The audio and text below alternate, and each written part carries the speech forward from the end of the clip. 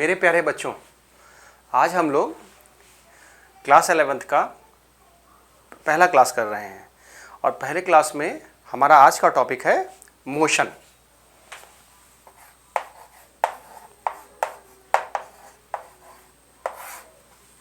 Motion बच्चों, motion जो हमारा टॉपिक है ये हमारे आईआईटी और नीट के सिलेबस में लगभग 20 से 25% सिलेबस को कंटेन करता है और इस टॉपिक से ही हम क्लास 11 में फिजिक्स की स्टार्टिंग करते हैं, है ना। इसके कुछ टर्म्स हैं जैसे डिस्टेंस, डिस्प्लेसमेंट, वेलोसिटी, एक्सीलरेशन, जिसको आप जूनियर क्लासेस में काफ़ी दिनों से पढ़ते चले आ रहे हैं। अच्छा, और यहीं से हम क्लास 11 का स्टार्टिंग करेंगे। तो सबसे पहले हमारे दिमाग में प्रश्न आना चाहिए कि व्हाट इज़ मोशन, मोशन क्या है ना। तो चलो मोशन का डेफिनेशन लिखते हैं। When a body changes its position, जब कोई बॉडी अपने पोजीशन को बदलती है ना। When a body changes its position with respect to time and with respect to observer। फिर से बोलते हैं, कोई बॉडी, कोई ऑब्जेक्ट मोशन में कब कहलाती है? जब उसका पोजीशन बदलता है। जब उसका पोजीशन बदलता है किसके रेस्पेक्ट में? टाइम की रेस्पेक्ट में और ऑब्जर्वर के रेस्पेक्ट में। तो ये मेरा डेफिनेशन हो गया। अच्छा, पोजीशन का मतलब जगह हो गया, उसकी जगह बदल रही है। इस डेफिनेशन में हम जो है इस वर्ड जो ऑब्जर्वर है उसको काफ़ी इंपॉर्टेंस देंगे और इस ऑब्जर्वर के कंसेप्ट से हमारे आने वाले क्लासेस में कई सवाल के कंसेप्ट्स डेवलप करेंगे। इस ऑब्जर्वर के इंपॉर्टेंस को समझाने के लिए मैं एक एग्जांपल देता हूँ। मान लीजिए आप अपने सिटी में हैं और अपने सिटी की रेलवे स्टेशन पे हैं, ट्रेन के अंदर अपने फादर के साथ बैठे हुए हैं, है ना। आप अपने सिटी में रेलवे स्टेशन पर ट्रेन के अंदर पापा के साथ बैठे हुए हैं और आप नई दिल्ली जा रहे हैं। अच्छा, और आपकी मम्मी आपको प्लेटफॉर्म पे सी ऑफ करने के लिए आई हुई हैं। जैसे ही ट्रेन चलना स्टार्ट हुई, मैं वहाँ पे प्रेजेंट नहीं हूँ। जैसे ही ट्रेन चलना स्टार्ट हुई, मैंने आपके फादर को फ़ोन किया और पूछा आपका बच्चा रेस्ट में है या मोशन में? आपके पापा ने बोला रेस्ट में। आप उनके सामने बैठे हैं और आपके फादर को आप रेस्ट में लग रहे हैं जबकि ट्रेन चल रही है। मैंने फ़ोन डिस्कनेक्ट किया, आपकी मदर को कॉल किया और पूछा आपका बच्चा जो कि ट्रेन में है आपके लिए रेस्ट में है या मोशन में? आपकी मम्मी ने बोला मोशन में, क्योंकि ट्रेन चल रही है। फिर मैंने सोचा एक ही बच्चा पापा के लिए रेस्ट में, मम्मी के लिए मोशन में, हाउ इज इट पॉसिबल? तब तक मैंने देखा definition of motion. Definition of motion, इसमें एक इंपॉर्टेंट वर्ड हो गया ऑब्जर्वर। अच्छा, ऑब्जर्वर का मतलब भी समझते हैं। जब मैंने आपके पापा से पूछा, है ना, जब मैंने आपके पापा से पूछा आपका बच्चा रेस्ट में है कि मोशन में, तो बताओ ऑब्जर्वर कौन हो गया? आपके पापा, है ना। ऑब्जर्वर कौन हो गया? आपके पापा। और जब मैंने आपकी मम्मी से पूछा आपका बच्चा रेस्ट में कि मोशन में, ऑब्जर्वर कौन हो गया? आपकी मम्मी। अच्छा, और जो बॉडी है इसमें, ये बॉडी कौन हो गया? आप, है ना। तो जब ऑब्जर्वर बदला, ऑब्जर्वर के बदलने से एक सेम बॉडी यानी कि आपका रेस्ट या मोशन का कंडीशन, सिचुएशन बदल गया। आपके पापा के रिस्पेक्ट में आप उनके सामने बैठे हो जबकि दोनों चल रहे हो, है ना। आपके पापा के लिए आप रेस्ट में हो क्योंकि पोजीशन नहीं बदल रहा है। ध्यान रखना, पोजीशन नहीं बदला, किसका? बॉडी का, यानी कि आपका। किसके लिए? आपके फादर के लिए जो कि ऑब्जर्वर है। जब मैंने आपकी मम्मी से बात की तो आपकी मम्मी ने बोला कि मेरा बच्चा मोशन में है। उस केस में बॉडी कौन? आप। ऑब्जर्वर कौन? मम्मी। तो ऑब्जर्वर के बदलने से हमारा आंसर बदल गया। क्या समझ में आया मुझे, है ना? Importance of observer. मम्मी से पूछा मम्मी ऑब्जर्वर, पापा से पूछा पापा ऑब्जर्वर, ऑब्जर्वर बदला, आंसर बदला। क्वेश्चन पूछता हूं, एक क्वेश्चन से क्लैरिटी करते हैं। Question, room in which room in which you are sitting, कमरा जिसमें आप बैठे हो, is in rest or in motion। कमरा जिसमें आप बैठे हो वो रेस्ट में है या मोशन में? वीडियो को पॉज करो और आंसर बताने की कोशिश करो, सोचो। मैंने पूछा कमरा जिसमें आप बैठे हो वो रेस्ट में है कि मोशन में? कोई बच्चों ने बोला रेस्ट में, कुछ ने बोला मोशन में। अच्छा, सही उत्तर क्या है? रूम जिसमें आप बैठे हो रेस्ट में भी हो सकता है और मोशन में भी, डिपेंड्स अपॉन ऑब्जर्वर। आप से अगर मैं पूछूं आपको ये कमरा कैसा दिखाई दे रहा है, आप क्या बोलोगे? सर रेस्ट में, क्योंकि आपके लिए रुका हुआ है। अच्छा, मैं एस्ट्रोनॉट से पूछूं जो कि अंतरिक्ष में है, उसके लिए अर्थ रोटेट कर रही है, अर्थ से एसोसिएटेड ये घर रोटेट कर रहा है, उस घर से एसोसिएटेड ये कमरा रोटेट कर रहा है, यानी कि एस्ट्रोनॉट के लिए मोशन में आ गया, आपके लिए ये रेस्ट में आ गया। तो यहाँ पर इस क्वेश्चन के माध्यम से मैं आपको ऑब्जर्वर की इंपॉर्टेंस बताने की कोशिश कर रहा हूँ, है ना, ऑब्जर्वर की। जब आप जो है, अगर मैं आपसे पूछूं तो आप बोलोगे रेस्ट में, और अगर मैं एस्ट्रोनॉट से पूछूं, अंतरिक्ष यात्री से, तो बोलेगा मोशन में, है ना। तो मैंने आपको समझाने के लिए इस क्वेश्चन में ऑब्जर्वर को मेंशन नहीं किया। इन शॉर्ट, जब भी फ्यूचर में हम मोशन की एनालिसिस करेंगे तो हमारे दिमाग में सबसे पहला क्वेश्चन आना चाहिए, हु इज ऑब्जर्वर। ऑब्जर्वर मतलब जिससे पूछा जा रहा है, जो चीज़ों को देख रहा है, जो चीज़ों को बता रहा है, उसको हम ऑब्जर्वर बोलते हैं। तो समझ में आई बात हमें? ऑब्जर्वर के बदलने से मेरा आंसर बदल सकता है।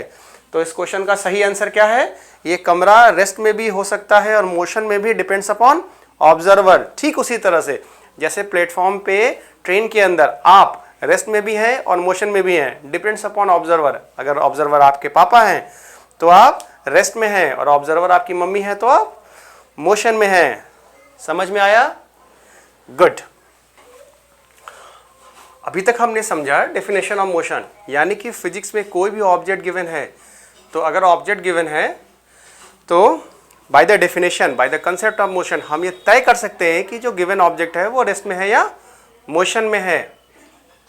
ठीक है, अगर मुझे एक बार पता चल गया कि कोई गिवन ऑब्जेक्ट मोशन में है, तो अब हम उसके बाकी पैरामीटर्स को डिस्कस करेंगे, बाकी टर्म्स को डिस्कस करेंगे, ताकि मोशन को हम मैथमेटिकली और अच्छे से डील कर सकें, है ना।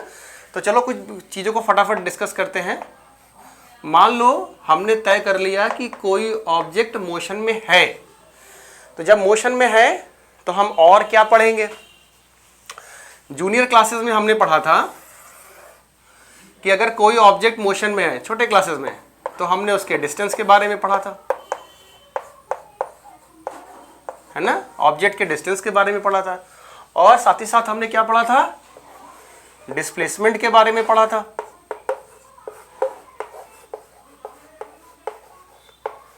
ठीक, अच्छा, जब और क्या पढ़ा था याद करो? हमने पढ़ा था डिस्टेंस डिस्प्लेसमेंट के बारे में, और फिर हमने पढ़ा स्पीड के बारे में भी पढ़ा था, याद करो।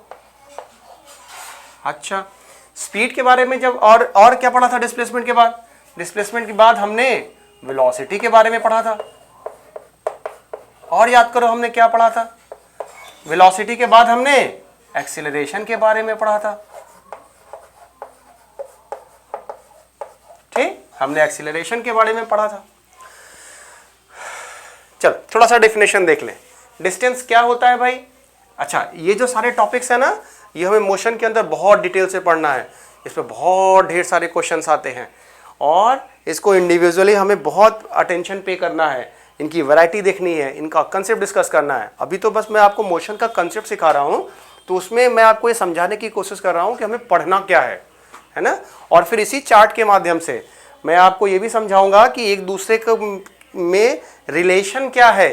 तो चलो पहले डेफिनेशन देखें। Distance is defined as path length between 2 points, है ना, पाथ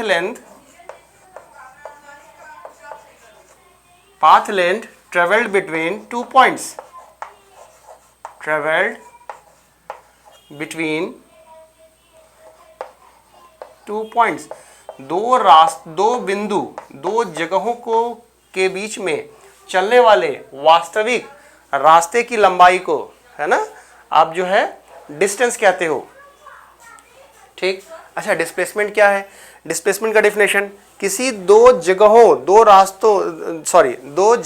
दो बिंदुओं के बीच की सबसे छोटी दूरी को बोलते हैं displacement. Shortest distance between 2 points, shortest distance between 2 points, इसको कहते हैं डिस्प्लेसमेंट। अच्छा, चलो अब देखते हैं स्पीड क्या है ना। जैसे कोई अब कोई चीज मोशन में है तो हमने बताया एक जगह से निकली और दूसरी जगह पे पहुंची। जब एक जगह से निकलकर दूसरी जगह पे पहुंची तो हम इस बात पे इंटरेस्टेड है कि बताओ उस जिस एक्चुअल रास्ते से ट्रेवल की, उस एक्चुअल रास्ते की लंबाई कितनी, है ना। जिस एक जगह से निकली दूसरी जगह पे पहुंची, सपोज करो मैं बनारस से निकल के इलाहाबाद जा रहा हूँ, है ना, बनारस से निकलकर इलाहाबाद जा रहा हूँ, तो बनारस से निकलकर इलाहाबाद जाने के बहुत सारे रास्ते हैं। अच्छा, मान लो मैं जिस एक्चुअल रास्ते से गया, मैं 4 व्हीलर से जा रहा हूँ, 4 व्हीलर से मैं जिस एक्चुअल रास्ते से गया, तो 4 व्हीलर पे जो डिस्टेंस मुझे दिखाया, जिस एक्चुअल रास्ता, मैंने उसको बोला दैट इज डिस्टेंस। अच्छा, और अगर मेरे पास हेलीकॉप्टर होता, मैं डायरेक्ट यहाँ से एयर में जाता और वहाँ पे जाके स्ट्रेट लाइन में पाथ में चला जाता, तो मेरी सबसे छोटी दूरी क्या होती? सबसे छोटी दूरी, है ना। तो सबसे छोटी दूरी को मैंने बोला इट इज डिस्प्लेसमेंट। ठीक है। फिर हमको और क्या पढ़ना है सर? एक्चुअल रास्ते की लंबाई हमने देखी, डिस्टेंस। सबसे छोटी रास्ते की लंबाई देखी, डिस्प्लेसमेंट। फिर ये आया, अच्छा सर यहाँ से वहाँ जाने में मेरा कितना समय लगा ना। तो एक्चुअल रास्ते की लंबाई हमने निकाली, सबसे छोटे रास्ते की लंबाई निकाली, समय कंसीडर करें तो स्पीड को डिफाइन किया, कितना देर लगा।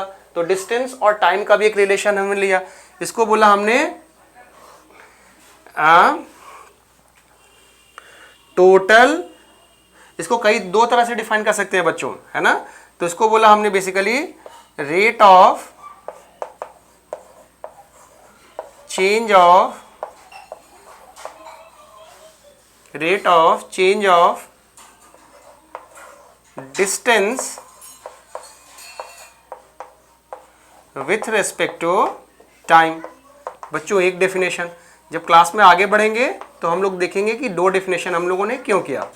एक definition rate of change of distance with respect to time, दूसरा डेफिनेशन जो कि हम लोग जूनियर क्लासेस में बहुत बार देख चुके हैं, it is defined as total distance travelled, है ना। It is defined as total distance travelled divided by total time taken. Total time taken, ये जो नीचे वाला डेफिनेशन है उसको हम लोगों ने सबसे ज़्यादा यूज़ किया। तो मैंने स्पीड के लिए दो तरह का डेफिनेशन बताया, क्योंकि फ्यूचर में देखेंगे दो तरह की स्पीड होती है। सिमिलरली डिस्प्लेसमेंट पे आओ। डिस्प्लेसमेंट हम लोगों ने देखा सर, सबसे दो जगहों दो बिंदुओं के बीच की सबसे छोटी दूरी। फिर उसी तरह से वेलोसिटी को डिफाइन करें। फिर वेलोसिटी को दो तरह से डिफाइन करेंगे बच्चों। अगेन पहला definition, rate of change of displacement, rate of change of displacement with respect to time. Velocity का पहला डेफिनेशन, जैसे मैंने स्पीड के लिए पहला डेफिनेशन बोला, ठीक है। और वेलोसिटी का दूसरा डेफिनेशन देखो, दूसरा डेफिनेशन है ना, यहां से एक जगह से दूसरी जगह तक जाने में ऑब्जेक्ट ने जो सबसे छोटा डिस्टेंस ट्रेवल किया, जिसको हमने डिस्प्लेसमेंट बोला, वो डिस्प्लेसमेंट, और जो कि पूरा टाइम ले लिया, है ना, तो उसको हम लोगों ने बोला नेट डिस्प्लेसमेंट, है ना, या ऐसे बोलो टोटल डिस्प्लेसमेंट बच्चों, टोटल डिस्प्लेसमेंट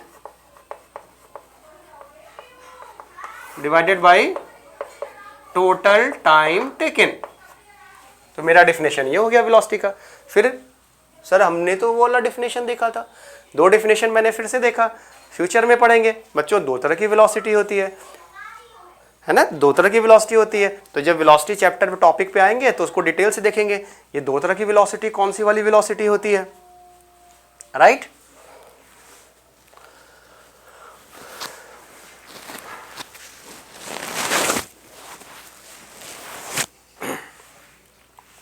अब फिर देखो एक्सीलरेशन, एक्सीलरेशन को हम यूं बोले, फिर एक्सीलरेशन को 2 तरह से डिफाइन कर सकते हैं, change in velocity divided by total time taken, है ना। तो अच्छा, पहला definition, rate of change of velocity with respect to time. और दूसरा डेफिनेशन बच्चों, दूसरा definition change in velocity divided by time taken, change in velocity divided by time taken. ठीक है भाई, हम लोगों ने इतना देख लिया। अच्छा, एक्सीलरेशन के चेंज को भी हम लोग कभी कभी कुछ किताबों में, फॉरेन राइटर की अच्छी किताबों में जर्क बोलते हैं, है ना। हमारे साल दो हमारे सिलेबस में नहीं है, कुछ जगहों पे आपको मिल जाएगा, तो मैं आपको समझाने के लिए बता देता हूं। Rate of change of acceleration को जर्क कहते हैं, है ना, जर्क। ठीक, फिर से देखते हैं, मोशन हुआ, डिस्टेंस डिस्प्लेसमेंट पड़ा, फिर डिस्टेंस डिस्प्लेसमेंट मुझे समझ में आ गया, टाइम को कंसीडर किया, टाइम को डिवाइड किया तो डिस्टेंस के करस्पॉन्डिंग स्पीड आ गया और डिस्प्लेसमेंट की करस्पॉन्डिंग वेलोसिटी आ गई। ठीक, अब देखो वेलोसिटी के चेंज को हम जब टाइम के रेस्पेक्ट में लिया तो हमने बोला एक्सीलरेशन, वेलोसिटी के चेंज को टाइम के रेस्पेक्ट में लिया, हमने बोला एक्सीलरेशन। अब जरा सोचो तो, स्पीड के चेंज को टाइम के रेस्पेक्ट में क्या बोलते हैं? करो वीडियो पॉज और सोचो। जैसे वेलोसिटी के लिए हमने एक्सीलरेशन लिखा है, उस तरह स्पीड के लिए हम क्या लिखते हैं? सोचो सोचो, वीडियो पॉज करो, सोचो इसके लिए क्या लिखते हैं? सर इसके लिए कुछ भी नहीं लिखते हैं, इसके लिए हम कुछ भी नहीं लिखते हैं।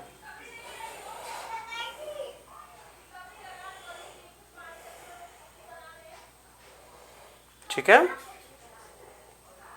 अब चलो, ठीक है, तो ध्यान रखो, जब हमें मोशन समझ में आ गया तो मोशन में बेसिकली हमें इन 5 चीजों को पढ़ना है, distance, displacement, speed, velocity, acceleration.